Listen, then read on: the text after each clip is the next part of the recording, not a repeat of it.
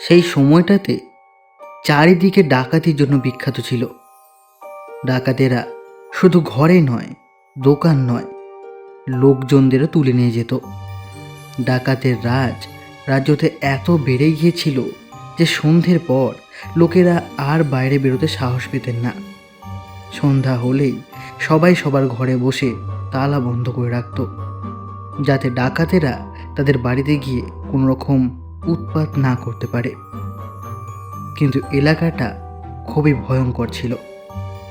সেদিন ছিল পূর্ণিমা, রাত অনেক।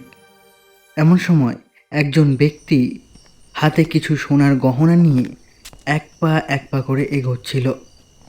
জায়গাটা ভৈরবীতলা। জায়গাটা এমনিতেও খুব একটা ভালো নয়। এখানেই ডাকাত সর্দার বাস করে এবং তাদের সঙ্গে থাকে আরও লোকজনেরা। কয়েক পা এগোনোর পর হঠাৎ সে এক জায়গায় থমকে দাঁড়িয়ে পড়ল। গাছের পাতার আড়াল থেকে অল্প চাঁদের আলো এসে পড়েছে সেই জায়গাটায়, এবং সে দেখতে পেল সেইখানে আবছা কালো একটা ছায়ামূর্তি যেন দাঁড়িয়ে আছে। লোকটা ভালো করে দেখবার চেষ্টা করলো। তারপর একটা ছায়ামূর্তির পেছন থেকে আরও জনাচারেক লোক বেরিয়ে এলো। তাদের মাথায় লাল ফেট্টি বাঁধা। সে বুঝল লোকগুলো ডাকাত। সে ভয়ে ভয়ে নিজের হাতে থাকা সোনাগুলোকে নিজের ধুতির কুঁচড়ের ভেতরে চালান করলো। তারপর হাত জোড়ো করে মাথা নিচু করে পেছন দিকে ঘুরতে গেল, কিন্তু পারল না। তার আগেই সেই 5 জনদের মধ্যে একজন বলে উঠল, কোথায় ফিরে যাচ্ছিস? লোকটা ভয় পেয়ে গেল। বলল, না মানে বাড়ি থেকে ভুল করে চলে এসেছি। আমি এদিকে যাব না, আমি ওদিকে যাব। আমাকে দয়া করে ছেড়ে দিন, আমার মা খুব অসুস্থ। তখন সেই 5 জনের মধ্যে সর্দার গোছের লোকটা বলল, তোকে ছেড়ে দিলে আমাদের চলবে কি করে? এই, তাড়াতাড়ি ধরতে যা, ধর বেটাকে। আজ মায়ের বলে দিতে হবে।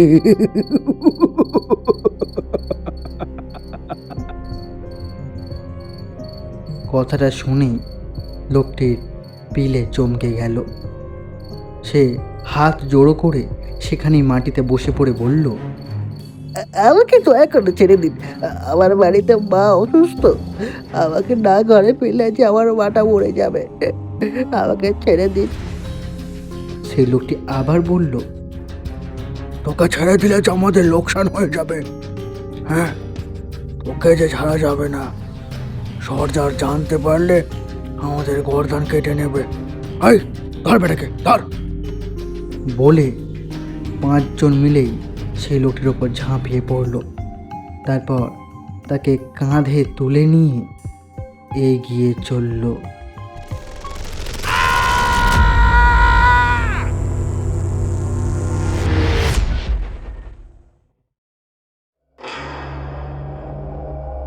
BSX 2.0-তে তোমাদের সকলকে জানাই স্বাগত। বিভিন্ন স্বাদের গল্প শুনতে এখনই সাবস্ক্রাইব করো আমাদের ইউটিউব চ্যানেলকে, আর পাশে থাকা বেল আইকনটি প্রেস করতে ভুলো না, যাতে যখনই আমরা নতুন কোনো গল্প নিয়ে আসব তার নোটিফিকেশান সবার আগে তোমরা পাও। আজ তোমাদের জন্য দেবাশিস মজুমদারের একটি ভিন্ন স্বাদের ভূতের গল্প, মুণ্ডচ্ছেদ। আজকের গল্পের প্রধান চরিত্রে রয়েছে বটাই, পটাই, মামা, ঠাকুমা এবং হঠাৎ দেখা হওয়া একটি ভূত। আজকের গল্প পাঠে আমি অরূপ, আজ আমার সঙ্গে রয়েছে শ্বেতা। তাহলে চলো আর বেশি দেরি না করে শুরু করা যাক।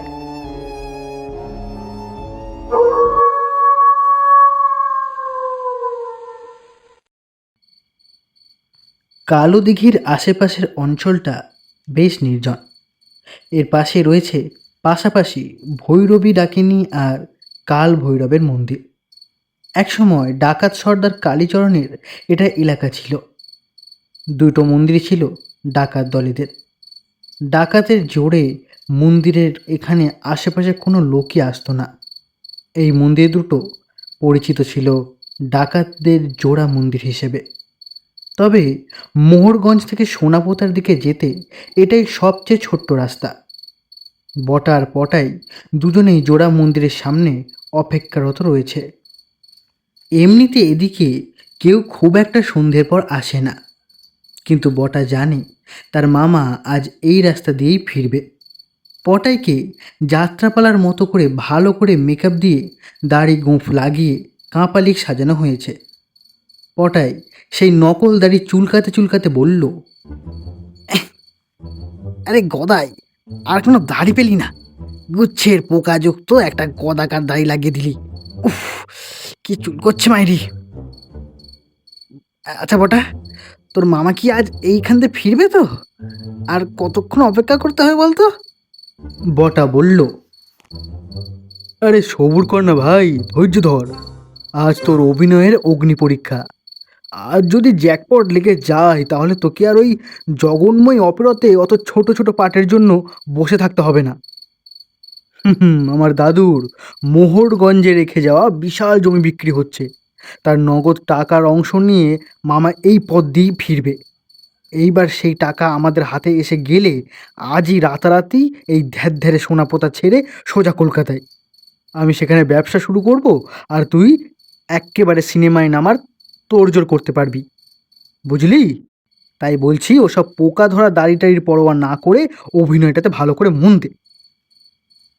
পটাই আরও একবার দাড়ির তলাটা চুলকে তারপর আবার বলল, কিন্তু এত রাত হওয়ার পর যদি তোর মামা অন্য বাজার থেকে টোটো ভাড়া করে নিয়ে ফেরেন, তাহলে আমাদের এখানে হত্যে দিয়ে বসে থাকায় যে সার হবে।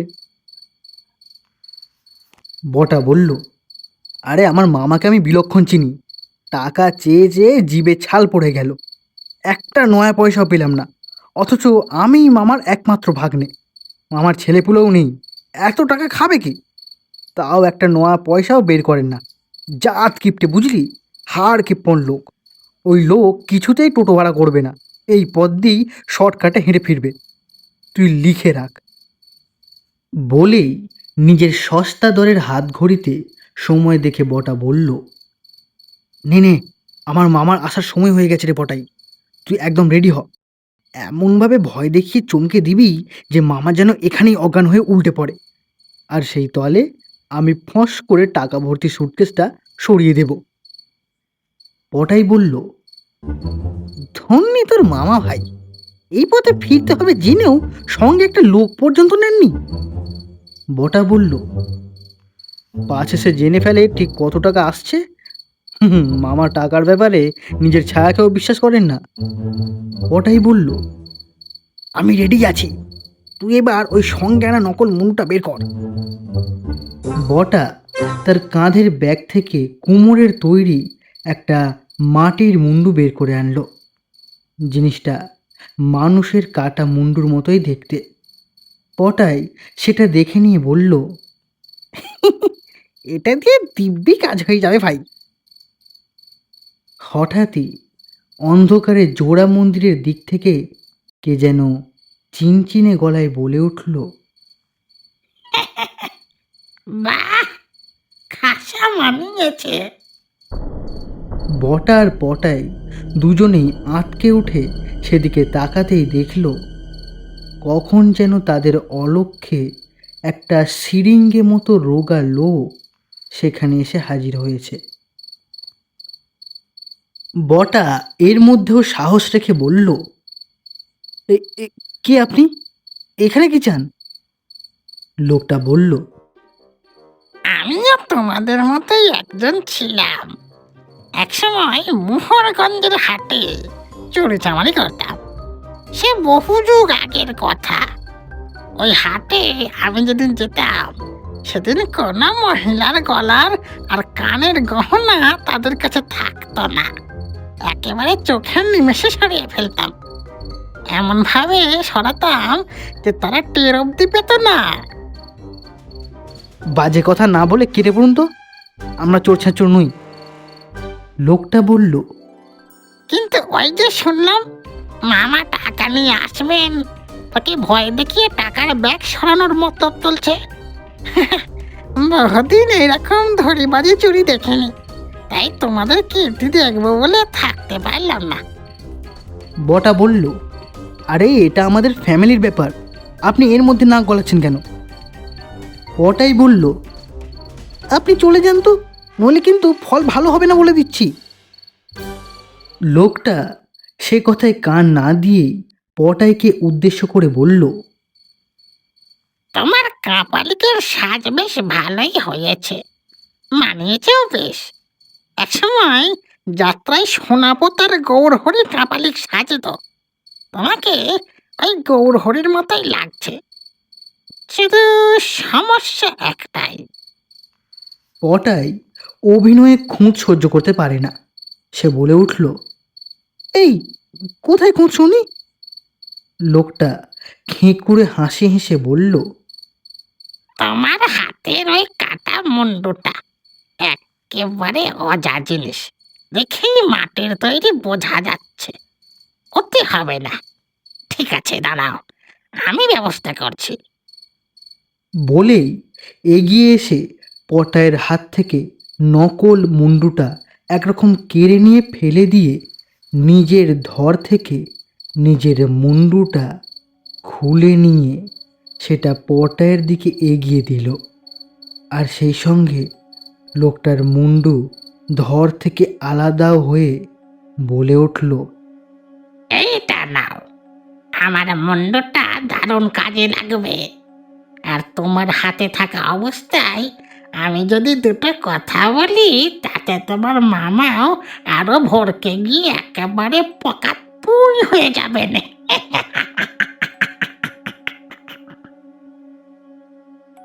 চোখ কপালে তুলে আঁতকে উঠে দুজনেই বলে উঠল,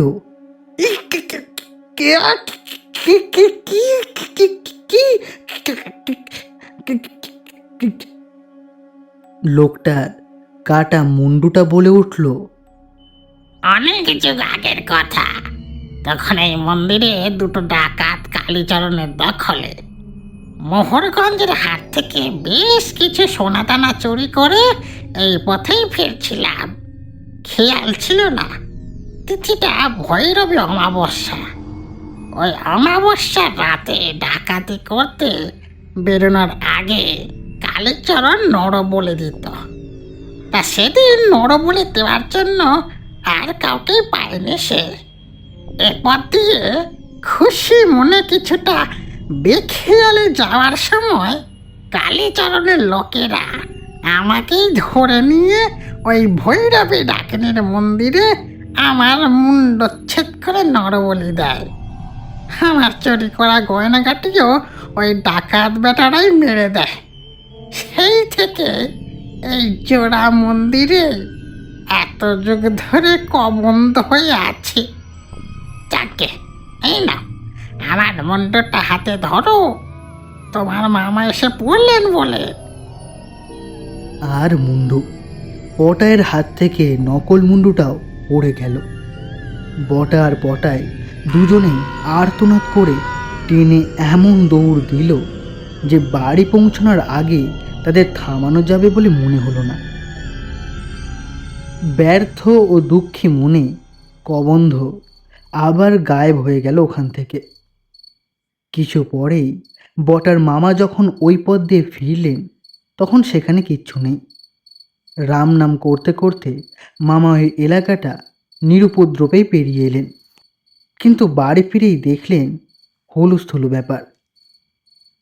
খোঁজ নিতেই জানতে পারলেন বটার ধুম জ্বর, ভুল বকছে, খালি কাটা মুন্ডু, মুন্ডচ্ছেদ, নরবলি এইসব বলছে। বটা নাকি কিছু আগে দৌড়ে হুড়মুড় করে বাড়িতে ঢোকে।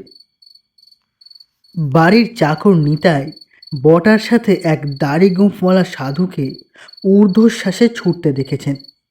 সে নাকি জোড়া মন্দির আর ভূত ভূত চেঁচাতে চেঁচাতে পটায়ের বাড়ির দিকে ছুটেছে, কিন্তু সাধুটাকে নিতাই চিনতে পারেনি। বটার দিদিমা তার ছেলেকে উদ্দেশ্য করে বলেছিলেন, আমার নাতিটা মনে হয় ওই জোড়া মন্দিরের দিকেই ভূতটা দেখেছে। জায়গাটা ভালো না, প্রেত পিশাচ ওদিকে আছে। তুই বাবা একজন তান্ত্রিক ডাকার ব্যবস্থা কর। বটার মামা গম্ভীর হয়ে বললেন, এই যে বলছো না মা, আমি তো এইমাত্র ওই পথে এলাম, কোনো ভূত প্রেত নেই।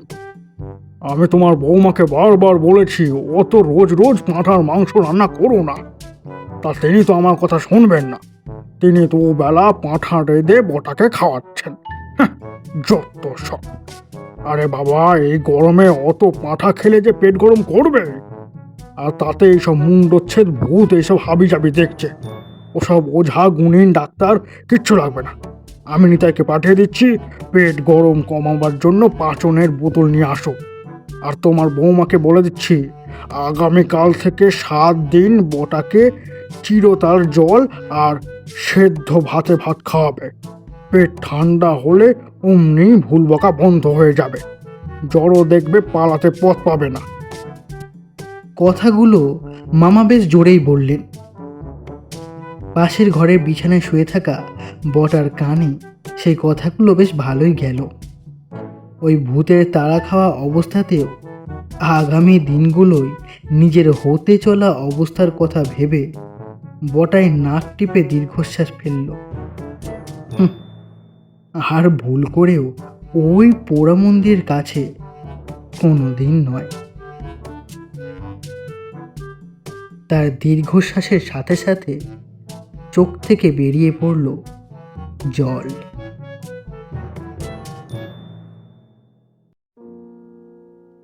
শুনছিলে দেবাশিস মজুমদারের গল্প অবলম্বনে মুন্ডচ্ছেদ। আজকের গল্প পাঠ ছিলাম আমি অরূপ, ঠাকুমার ভূমিকায় শ্বেতা। এইবার তোমাদের পালা। গল্পটি যদি তোমাদের ভালো লেগে থাকে তাহলে লাইক করো, কমেন্ট করে জানাও নিজেদের মতামত এবং অতি অবশ্যই সাবস্ক্রাইব করতে ভুলবে না আমাদের ইউটিউব চ্যানেলকে, যাতে যখনই আমরা নতুন কোনো গল্প নিয়ে আসবো তার নোটিফিকেশান সবার আগে তোমরা পাও। তাহলে এখনকার মতো বিদায়, ফিরছি খুব শিগগির নতুন কোনো গল্প নিয়ে। ততক্ষণের জন্য শুনতে থাকো, সঙ্গে রাখো BSX 2.0 কে। বিদায়।